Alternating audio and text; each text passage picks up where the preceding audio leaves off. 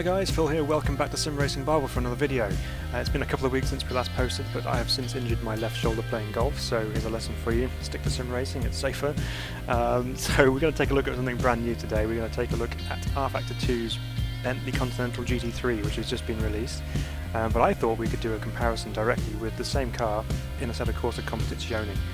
Now a lot of people think that ACC is the benchmark for GT3 simulation, so what better way to compare the brand new rFactor 2 version than against ACC itself. So we're going to jump into Assetto Corsa first. We're at Silverstone, which I find is a really good test track for me, plus it's in both ACC and rFactor 2, so it will serve as a good level playing field to see which one is best. So this will be an interesting test to find out which car feels the best, how it drives the best, but we're going to jump into ACC first and see how we get on.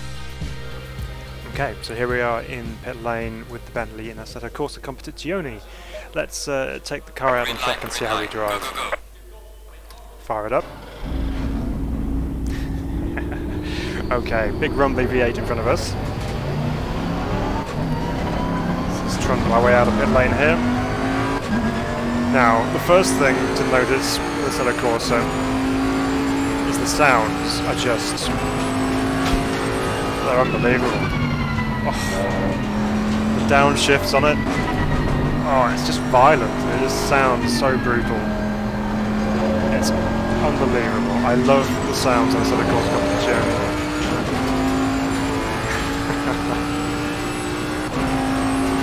Oh, this sounds so good. Right, okay.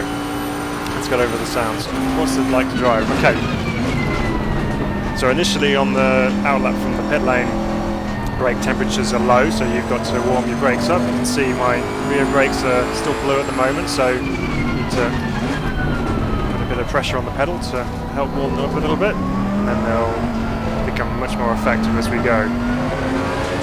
Force feedback wise, the car feels like it's connected to the road, which is the good thing that you want. It feels quite heavy on the steering. Obviously you can change that with various force feedback settings on the wheel or in game as well. However, it feels like when you turn the wheel that it's actually going to have an impact on what's happening in game, which is what you want, and it gives you a good communication back through the wheel as to what's happening underneath you, I find. And we know that rFactor 2 has really good force feedback, so that would be a really good interesting test to see how the two compare. Now, if you're familiar with the channel, you may know that we did a similar comparison around Silverstone with the Ferrari 488 GT3, that's in rFactor 2, and Project Cars as well as iRacing as well. And there were some interesting comparisons that we managed to draw between all of those simulations, and I think it's going to be the same here with this Bentley. So we're picking up the pace a little bit now. The environments look good, but again we're not going to be looking at which one looks best or anything like that, or what circuit's more accurate than the other. We're purely interested here in the car, and what the differences are between the car, how they drive, how they feel, how they sound, how they look, and initial impressions on the Bentley in ACC, which we've had for quite a while now, but it is really, really nice. You've got a big TV screen on the left there as well as the mirrors. Cockpits are nicely detailed, there's a lot of information on the dashboard. And obviously you can change this on the heads-up display, but you have a lot of information which are available to see. Obviously tyre temperatures, brake temperatures, all the other data that you need to know, so it's quite useful for a driver to see all this information. Force feedback being as strong as it is, I can feel my left shoulder, which I've injured, kind of telling me, what are you doing? You should be resting this. No, we've got Bentleys to test. Sorry. Now I know I'm not pushing on particularly hard at the moment, I'm not driving particularly quickly, but let's see if we can pick up the pace a little bit and see how this car handles on the limit.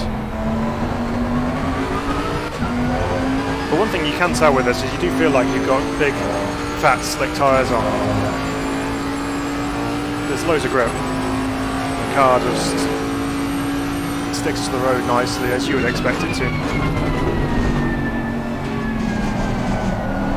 Bit of of understeer a bit too quick into there. It was driver error rather than car, I feel. Again, we're on standard setup. We haven't changed the settings from baseline, so I'm going to get too involved with that in terms of setting up the car to make it handle better. I'm just interested in how it drives straight out of the box in this case. You can obviously change the settings as you feel you need to suit your particular driving style or set up requirements for an individual track, etc. But even on this baseline setup, it's quite stable. Bit of understeer if anything. But again, you can dial that out if you need to. But you can feel that through the wheel actually. It's quite good in that respect. You can actually tell when the car's pushing on because the wheel goes a little bit lighter. It's into stow here. Again, you can change all the traction control settings as well, so if you feel it's a bit too deep, if it's interfering a little bit too much on the traction control, you can obviously reduce that setting, so it's kicking in quite a bit through there then.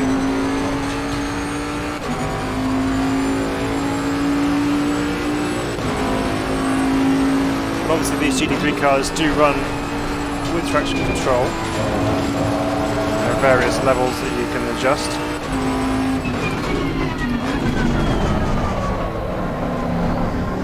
It certainly lets you know when you're at the limit of grip going into a corner, especially that first part of the complex there. Just let me know that I was going in a bit too quickly.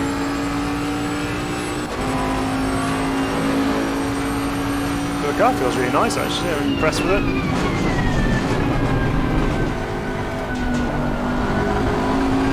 I mean, it's a big car in real life.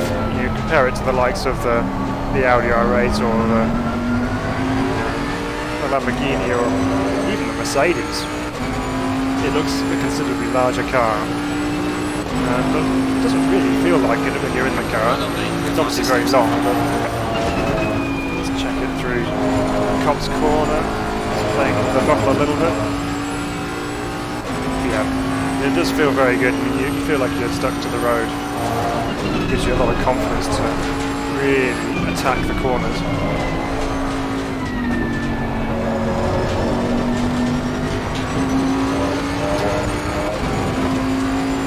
Yeah, lots of detail coming back to the force feedback, which is nice to see.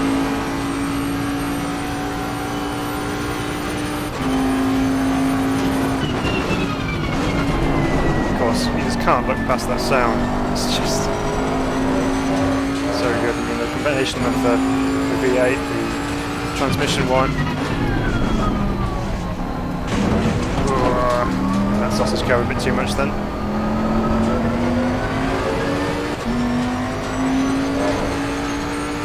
It's very easy to see why a lot of people love Assetto Corsa Competizione for GT3 racing. If you're a GT3 fan, you really do need to try it. Just about got away with that.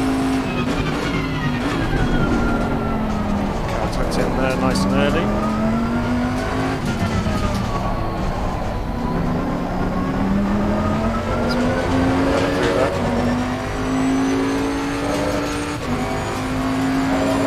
And again, in our comparison here, we're not going to be looking at lap times because obviously track layouts between games, even though it's the same track, there will be some variance, and obviously there'll be variance in physics and tyre models, etc. So going purely off lap time, it's not going to be a fair comparison.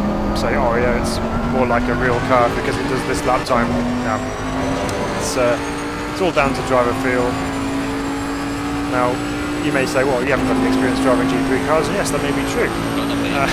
But you can get a pretty good idea of what feels like you're driving a GT sports car. When you've driven so many different cars and sims over the years, you start to form a pretty good idea of what feels good. Obviously watching onboard footage of real drivers helps to give a good demonstration of how things compare, but you know, we've had real life drivers compliment Assetto Corsa Competizione on its driving physics. Obviously not everyone's going to be happy, but you've got to find something which works for you and what you like. I'll finish this lap off and then we'll jump into the rFactor 2 version and see how it compares. But so far, this version in ATC feels really good. They've done a good job with GT3 cars, we know that already. Just a slight lift in the downshift through there just to make sure I don't run off. I'll put the brakes into gear again. So when you get too far over, yeah, it pushes on quite a lot. That's me not being aggressive enough on my brakes.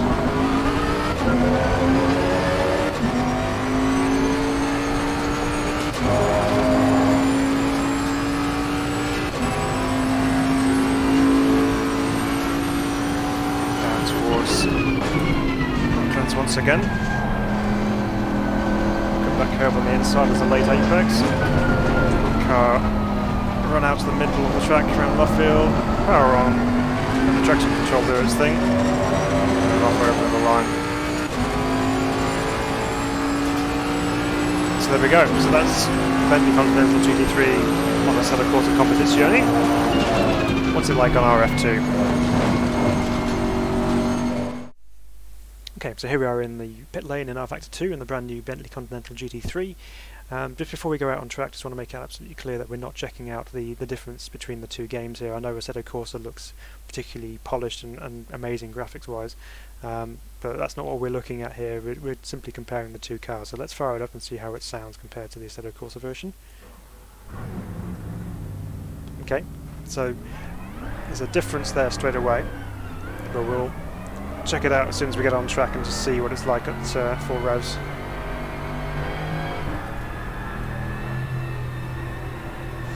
Initial sound of it seems like there may be something a little bit missing. See what it's like here. Okay, well you can definitely tell there's a V8 under the bonnet. It maybe doesn't quite have that same raspy, raw sound that you get in Assetto Corsa. Take it a little easy on our outlap here, because again you have to warm everything up to get the best out of it, so you don't want to be pushing too hard and going off. I mean, it doesn't sound too bad actually. I mean, it's okay, it's just different, I think, is all it is. If you hadn't played the Assetto Corsa version of the car and you just jump straight into this one, I don't think you'd be disappointed with the sound of it. The outside sounds are very good as well. I have heard it from the external cameras. They sound a bit more of a raw sample. It actually sounds quite different to how you hear it inside the car. But it still sounds good. It's not quite got that full depth of sound that you get in the Assetto Corsa. So now things are warming up a little bit after this half lap or so. Start pushing on a little bit more and seeing how this thing drives.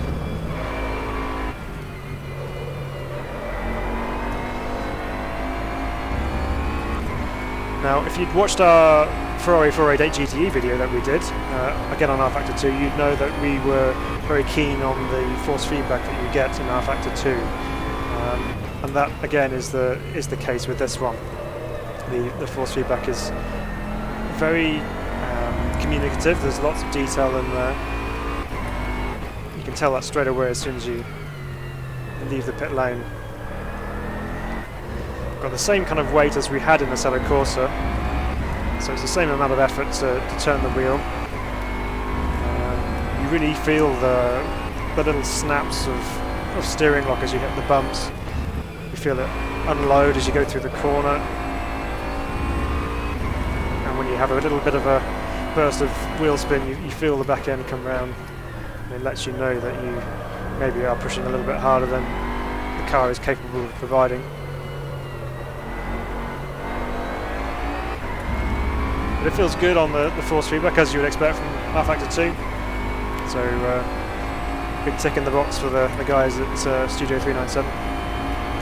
Also a big tick in the box is if you already bought the previous version of the Bentley Continental GT3, then you get this as a free upgrade. So that's a nice touch from the developers to be able to do that.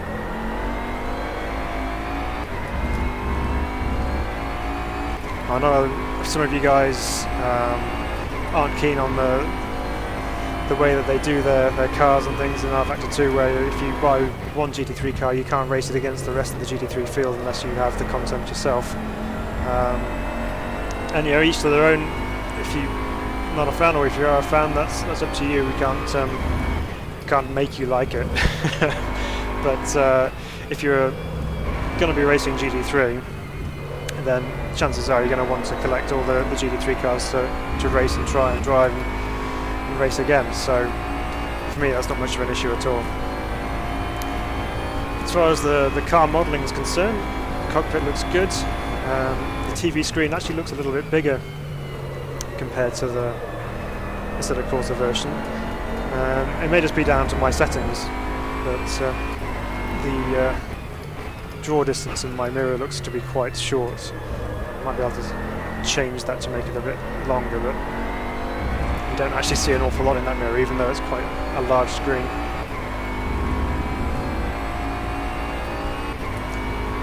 But the rest of the interior looks good. You can see a nice bit of texturing on the dash, especially as the light moves across it.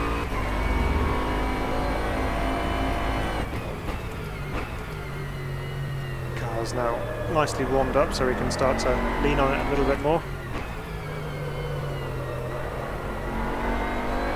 The white one to tuck in there. Again, we're on baseline setup, so plenty that you could do to make the car handle more to your liking, I'm sure. But the feel is good. I mean, you feel that there's grip available. You feel when the grip isn't available because you've overstepped the mark, like that. But it does feel like you're connected to the road quite nicely. A nice slide out of there. So maybe adjust the traction control to bring it down a little bit, or just train my right foot to be more patient. One of the two. To Cobb's corner here. Let's see how the car behaves on the limit. I was a bit on the curb turning in there, which unsettled it, which it's entitled to do because I wasn't driving it properly. Through the quick Maggots and Beckett's complex. This is where you really lean on the car and the tyres. You run a bit too quick into that last bit.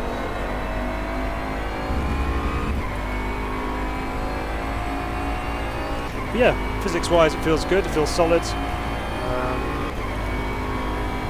Not too dissimilar in terms of feel from the version in ACC. So overall, a solid job. I think if you're a GT3 fan, you're going to enjoy driving this one, I'm sure.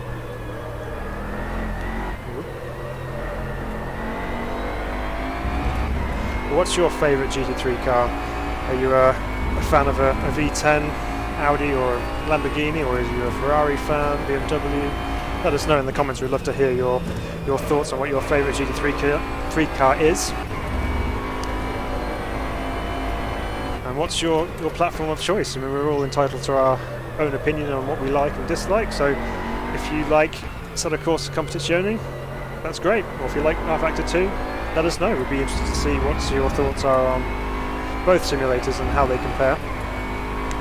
As far as my verdict is concerned, I'm happy with both. I think they both do a good job of replicating the car. It's a rather large body shop, but it doesn't feel like it's out of place on the track. It doesn't feel like it's just a luxury barge that's been taken GT racing. It does feel well sorted and nicely prepared and set up, so it feels like a race car. That's the main thing. Through cops once again. It's good fun to drive. You can really push it to the limit and find where that limit is quite easily. Good rattle from the curbs as you go over them.